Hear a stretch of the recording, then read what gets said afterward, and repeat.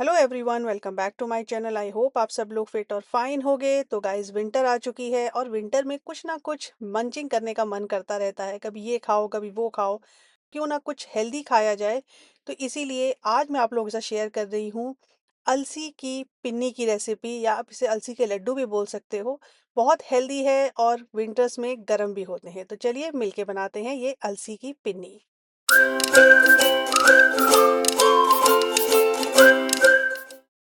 जब हम बना रहे हैं अलसी की पिन्नी, तो डेफिनेटली हमें लेना होगा अलसी। तो यहाँ मैं ले रही हूँ 1 कप अलसी या फ्लैक्स सीड। ये आराम से आपको ऑनलाइन या सुपर स्टोर में या मार्केट में आजकल बहुत इजीली मिल जाती है। तो इसको हम सबसे पहले करेंगे ड्राई रोस्ट। तो अलसी अच्छे से रोस्ट हुई है कि नहीं, इसकी पहचान है कि इसके जो भी दाने हैं वो क्रैकल करने लगेंगे, आपको टट चट चट आवाज आएगी, तो समझ लीजिए कि अलसी रोस्ट हो चुकी है। तो इसको निकाल लेते हैं अब हम एक प्लेट में। अब इसी कढ़ाई में मैं डाल रही हूँ मखाने। तो यहाँ मैंने लिए हैं 1 कप मखाना। मखाने को भी हम ड्राई रोस्ट कर लेंगे। और मखाना रोस्ट हुआ है कि नहीं, ये आप इजीली जैसे ही मखाने को थोड़ा रोस्ट करेंगे तो हाथ से कोई भी मखाना आप क्रैक करके देख लीजिएगा, वो इजीली क्रैक हो जाएगा। तो ये लीजिए, मखाना भी रोस्ट हो गया, इसको भी निकाल लिया हमने अलसी के साथ ही। अब मैं इसी कढ़ाई में डालूंगी सफ़ेद तिल। सफ़ेद तिल ऑप्शनल है, अगर आप नहीं डालना चाहें तो आप स्किप भी कर सकते हैं। तो मैंने यहाँ पे लिया है 1/4 कप सफ़ेद तिल। इसको भी हम ड्राई रोस्ट करेंगे। और इसका भी रोस्ट होने का साइन वही है कि ये अपने आप ही दाने जो भी इसके सीड्स हैं वो क्रैकल करने लगते हैं। तो ये देखिए, तिल भी रोस्ट हो गया, इसको भी हम मखाने और अलसी के साथ ही निकाल लेते हैं। अब अगेन मैंने कढ़ाई रख दी गैस पे। मैंने सारी चीज़ें सिर्फ एक ही कढ़ाई में करी हैं। मैंने बहुत ही कम बर्तन इसमें, मतलब कम क्या, कढ़ाई के नाम पे तो मैंने सिर्फ इसी में सब कुछ किया है। तो इस कढ़ाई में मैंने डाला है 1 चम्मच घी। और घी जैसे ही गर्म होगा, 1 से 1.5 चम्मच, नॉट एग्जैक्टली 1 चम्मच, 1 से 1.5 चम्मच के करीब घी डालेंगे। घी जैसे ही गर्म हो जाएगा, इसमें हम ऐड करेंगे 3/4 कप गेहूं का आटा। और आटे को हम अच्छे से घी के साथ भून लेंगे। तो ये देखिए, आटा भुन चुका है, इसको निकाल लेते हैं एक बर्तन में। अब यहाँ मैंने लिया है एक मिक्सी का जार। इसमें मैं ऐड कर रही हूँ 1/4 कप अखरोट। उसके साथ ही मैं इसमें ऐड कर रही हूँ 1/4 कप काजू। और 1/4 कप ही इसमें ऐड करेंगे हम बादाम। इन तीनों को हम अच्छे से ग्राइंड कर लेंगे। तो ये देखिए, ग्राइंड हो चुका है और बढ़िया सा इसका पाउडर बन गया है। तो इसको भी हम अलग रखते हैं। और अब हम दूसरा जार लेते हैं जिसमें हम ग्राइंड करेंगे जो हमने अलसी, मखाने और तिल को भून के रखा था। तो ये देखिए, अलसी, मखाने और तिल को मैंने ग्राइंड किया है। एक बार में नहीं हो रहा था तो मैंने 2 बैचेस में करा है। तो अब ये भी ग्राइंड हो गया। तो चलिए, हमारी ग्राइंडिंग के तो प्रोसेस सारा कंप्लीट। अब अगेन मैंने वही कढ़ाई रख ली, इसमें मैंने डाला है थोड़ा सा घी।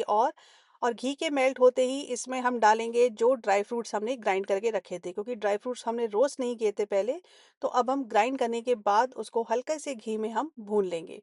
तो ड्राई फ्रूट्स डालने के बाद थोड़ी देर इसको हम चलाएंगे, 2 से 3 मिनट। उसके बाद इसमें मैं ऐड कर रही हूँ 1/4 कप डेसिकेटेड कोकोनट पाउडर। और इन सबको हम 4 से 5 मिनट के लिए अच्छे से भून लेंगे। सो ये देखिए, ड्राई फ्रूट्स भी रोस्ट हो गए, इसको भी हम निकाल लेते हैं। जिसमें हमने आटे को भून के रखा हुआ था, उसी में हम इसको मिक्स कर देते हैं। इसी बर्तन में मैं ऐड कर रही हूँ जो अलसी को हमने ग्राइंड करके रखा हुआ था, वो पाउडर, वो भी हम इसमें ऐड कर देंगे। और इन सबको हम अच्छे से मिक्स कर लेंगे।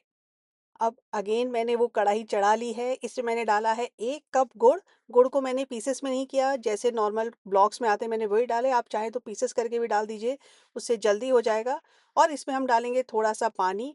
और इसको मिक्स करते हुए इसको हम मेल्ट कर लेंगे। हमें चाशनी कोई एक तार की नहीं बनानी, हमें सिर्फ गुड़ को मेल्ट करना है।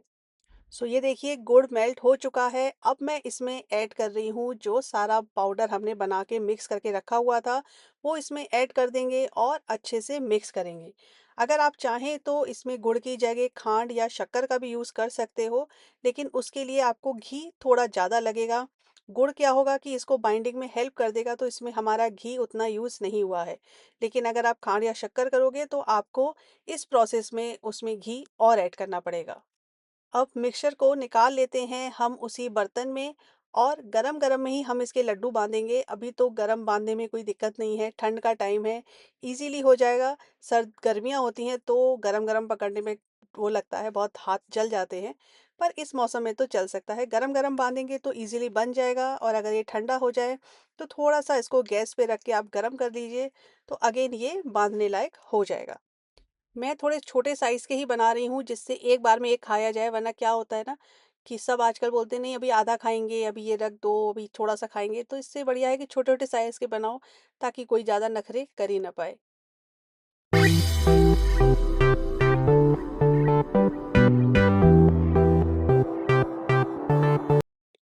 ये लीजिए, हमारे अलसी की पिन्नी या लड्डू जो भी कहें बनकर तैयार है, और बन जाते हैं ना झटपट, और खाने में भी बहुत टेस्टी है।